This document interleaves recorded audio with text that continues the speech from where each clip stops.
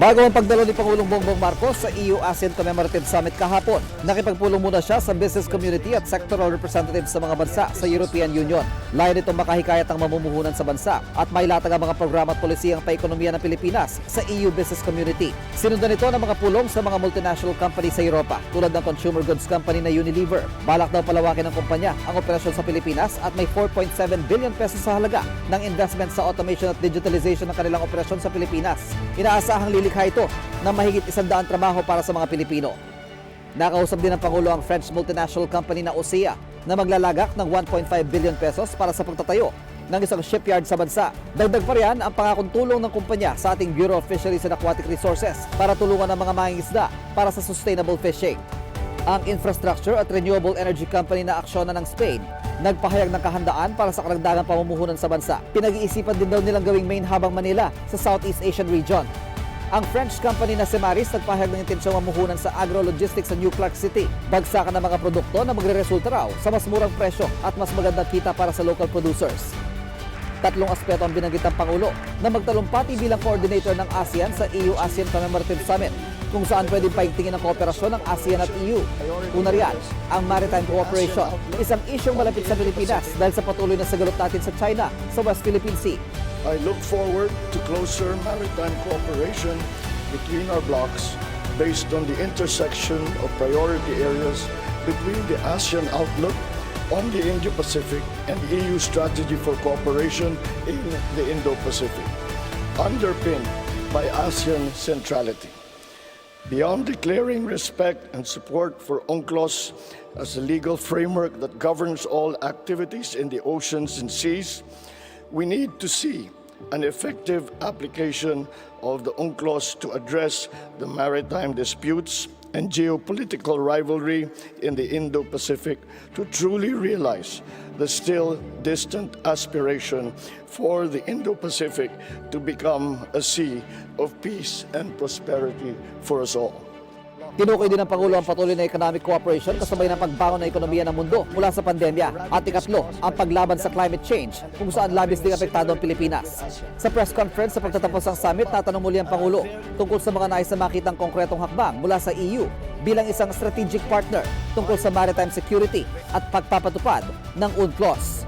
Now, because EU and ASEAN together comprise the largest, most well-organized regional agrupations, that will be a very, very strong position to be able to negotiate, for us to take action and to negotiate further these difficulties that we are all having to face with the problems in terms of territoriality in the South China Sea. May I invite the President of the Philippines to take the floor, please? Excellencies, ladies and gentlemen, good afternoon. We had an extraordinary opportunity today to collectively look back on our shared successes and to exchange views about our prospects for the future. We look back on ASEAN-EU achievements, most recently the signing of the ASEAN-EU Comprehensive Air Transport Agreement that was signed last October, and the adoption of the Plan of Action to implement the ASEAN-EU's strategic partnership for 2023 to 2027.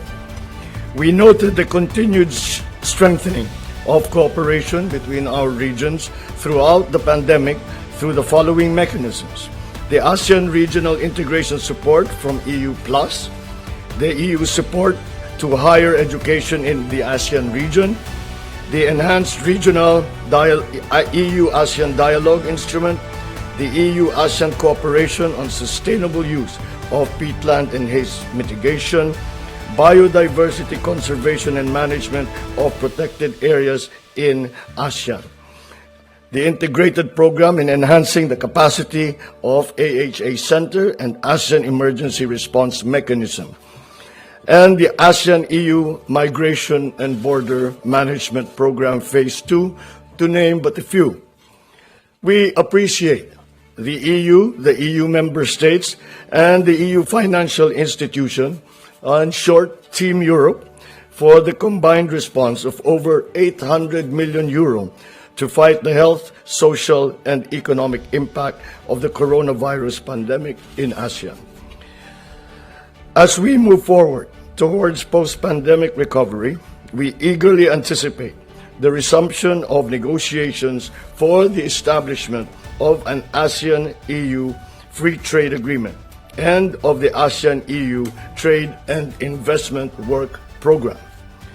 I am pleased that today's summit imbued all of us as ASEAN and EU leaders alike with a sense of renewed commitment to continue nurturing and expanding our unique ASEAN-EU partnership, which will serve us well as we are squeezed by the myriad challenges that we have just discussed, such as the supply chain issues brought about by the pandemic, the global threat to food and energy security made worse by the conflict in Ukraine, and to the societal and economic havoc wrought by climate change, to name a few. I am particularly pleased that this landmark ASEAN-EU commemorative summit was shepherded to conclusion during the Philippines coordinatorship for ASEAN-EU dialogue relations, and that the adopted ASEAN-EU joint leaders statement is reflective of the broad nature of our relations and shows clear commitments from both sides to further enhance our relations. We hope to achieve more milestones as the Philippines continues to guide the ASEAN-EU dialogue relations until 2024. I assure my fellow ASEAN member states and all European Union member states that the Philippines will continue to expend all efforts available to ensure that the implementation of the plan of action to implement the ASEAN-EU Strategic Partnership for 2023 to 2027 proceeds as intended. We will strive to expand and deepen our cooperation in the priority areas of post-pandemic economic recovery, strengthening public health institutions, maritime security and cooperation, environmental protection and sustainable economic development, combating, of course, climate change, and connectivity with its new definition, which goes beyond the strict definition of digital connectivity, but connectivity in all manners, by air, by land, by sea, by digital means. We also will work for the digital transition and the lessening of the so-called digital divide, migration, and gender justice. We look forward to nurturing and bringing forth ASEAN-EU relations to greater heights in our role as country coordinator for ASEAN-EU relations in the next 2 years. Before I end, allow me to thank Your Excellencies, EU Council President Charles Michel, EU Commission President Ursula von der Leyen, Czech Prime Minister Peter Fiala, and all EU member state leaders for your very warm welcome that you have given us all here in Brussels, and we look forward to the next commemoration of EU-ASEAN relationships. Thank you. Thank you, Mr. President. We'll now take a couple of questions. Let me start with someone from the Philippines. We had Alexis Romero from Philippine Star. Yes, please. Good day, President Marcos. How are you doing? Just about managing. Okay, thank you very much. President Marcos, you cited in your speech earlier the need to go beyond declaring respect and support for UNCLOS and to see an effective application of the UNCLOS to address maritime disputes. And we all know that this includes the South China Sea Row. What concrete measures can the ASEAN and the EU undertake to ensure the rule of law in disputed areas beyond the usual strongly worded statements? Well, this is one of the reasons that we have these conferences, is to map out any possible actions that might be jointly taken, because every action that might be taken that objects or brings a brings light to a possible violation of the UNCLOS is much stronger when it is brought about by a group of nations such as ASEAN, and if the EU now, with our strategic partnership, is able to also join their voices to that, then that will be much stronger in the terms of actually being able to enforce what UNCLOS is all about. Their commitment, by the EU's commitment, which is found in the joint declaration, the EU's commitment to even the doctrine of the DOC, the doctrine of behaviors in the South China Sea, is already a very, very big step for us in the Philippines, for example, and for all the countries around the South China Sea. That we now have the support, a strategic support from not only the member countries of EU, but of EU itself. Now, because EU and ASEAN together comprise the largest, most well-organized regional agrupations, then that will be a very, very strong position to be able to negotiate, even individually for the Philippines or jointly with ASEAN or even with the EU as perhaps as a third party for us to take action and to negotiate further these difficulties that we are all having to face with the problems in terms of territoriality in the South China Sea. Thank you. Yeah. We have another question. Rosie Birchard, yes, from Channel News Asia, please. Thank you very much. Rosie Birchard reporting for Channel News Asia, CNA. To President Marcos and Prime Minister Hun Sen, the EU has announced this 10 billion euros of infrastructure investments. Now that is just a drop in the ocean really when you compare it to what the Asian Development Bank estimates is needed in terms of investment to keep up levels of growth in ASEAN. What would you have liked to see? Would you like to see more? Can you give us some insights into that? And to Presidents Michel and von der Leyen, we heard a lot about a potential block-to-block free trade agreement there. Now, I believe that's still pretty far off. What are the biggest barriers in your eyes? Is it Myanmar? Is it about climate policies from the ASEAN side? What do you think needs to happen to be able to get there? Thank you very much. Go ahead. Well, I think the one who can best answer that will be the donor of the 10 billion euro, and we would like to ask them how they would want us to use their hard-earned money when it comes to ASEAN. So perhaps President Michel. No, maybe I will try to answer both questions. First of all, we are absolutely determined to upgrade the level of our ambition in terms of a strategic partnership with the ASEAN countries. This is very clear.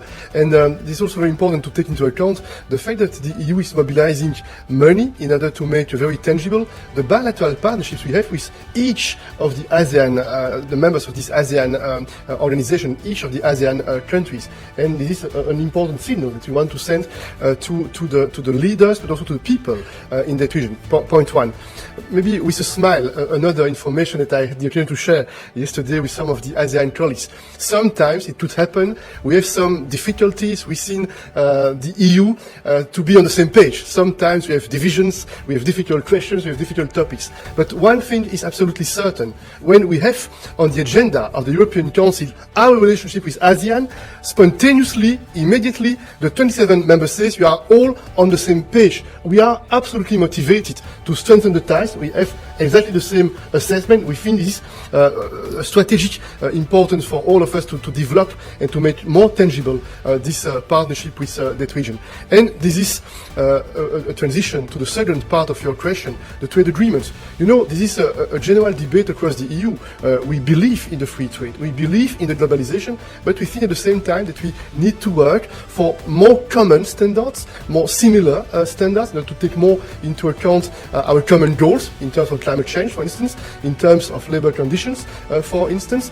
And it's very good that we have demonstrated that it's possible with some of the countries of ASEAN to have free trade agreements, and we can observe that this is very positive on both sides. It's delivering concrete and tangible results in terms of increase of the volume of the economic exchanges between those countries and the EU. And this was told by the President of the Commission. It's not a secret that we have also exploratory talks with some other ASEAN countries in order to identify how we can try to make some progress and maybe to launch negotiations in the following months or in the near future. Just add something. It is remarkable actually to see during our meetings how, despite the marked differences between EU member states and ASEAN member states, that it is remarkable that we identify the same priorities as EU together as ASEAN does, as the EU seems to also have the same priorities. And those are in the areas that we spoke about: environmental protection, sustainable economic development, combating climate change, connectivity, cybersecurity, digital transition, migration, gender justice. So it is, as I said, it is just an indication and a manifestation of how global we have actually become. And although we come from very different places, from very different conditions, we have a very similar view, very similar worldview of the challenges that we all face. Perhaps I should answer the second part of your question about the competition between the United States and China, and if it's that what we want. Believe me, we would rather not have these tensions in our part of the world. That is the last thing that we would like. And the Philippines, for our part, has taken an independent policy, and we absolutely refuse to go back to the situation of the Cold War, where we have to pick sides in terms of who the superpower is that we are aligned with. What we say is that, to be put it very simply, is that in the Philippines our foreign policy is the policy for peace and for the national interest. So foreign policy will always be guided by a commitment to peace and the pursuit of the national interest. In terms of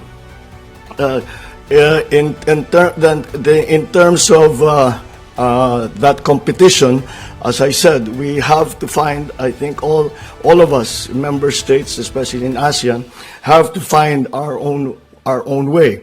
However, I think I would not be overstepping by saying that we agree, in the sense that we are committed to the idea that the future of the Asia-Pacific region should be decided by Asia-Pacific countries and not any other power outside of our area. Thank you. We have one more question, I believe. Yes, from Nestor Corrales, please. Also from the Philippine Daily Inquirer. Yes. Good afternoon, Mr. President Marcos.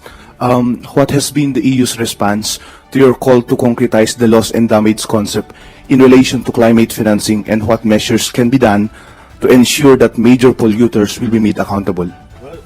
It's this very tricky question, and I brought it up simply to illustrate that EU has in fact been at the forefront in the kind of shall we say compensation for climate change. And however, the issue of damage and loss is still, although it is a big step forward that we all now accept, both developing and developed countries now accept the concept of damage and loss, the actual number is very, very hard to determine. And beyond that, even if we are able to quantify the damage and loss, you say it's $100 million, whatever the number is, what do we do with that number? Who do we go to? Who pays the bulk of it?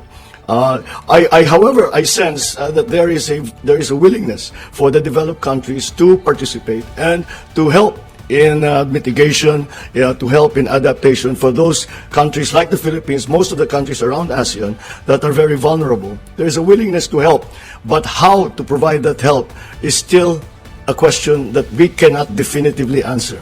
That is why a lot of work has to be done, and I have brought it up with the EU, and I've said that this is an important issue, especially for the Philippines and for many, many other countries. But again, it's the work that we have ahead of us to be able to come to some kind of agreement as to what damage and loss actually means, and how will the compensation for that damage and loss be made.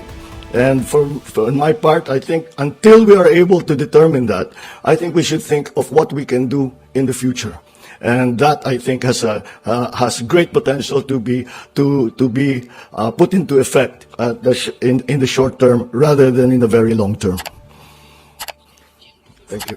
Sa kanya namang pahayag sa kinalabasan ng commemorative summit, sinabi ng European Commission President na bagamat nasa magkabilang panig ng mundo, malaki ang pagkakapareho ng ASEAN at EU. Lalo pa raw paigtingin ang ugnayan at kooperasyon pagdating sa kalakalan, paglaban sa climate change at pagsusulong sa clean energy.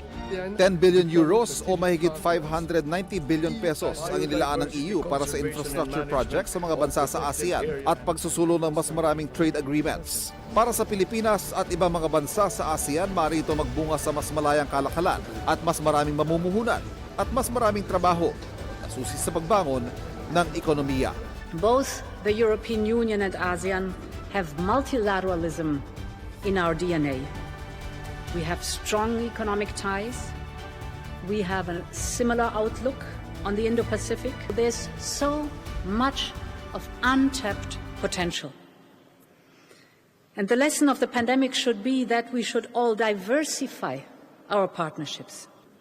So there's a lot of good work ahead of us for both Europe and Southeast Asia.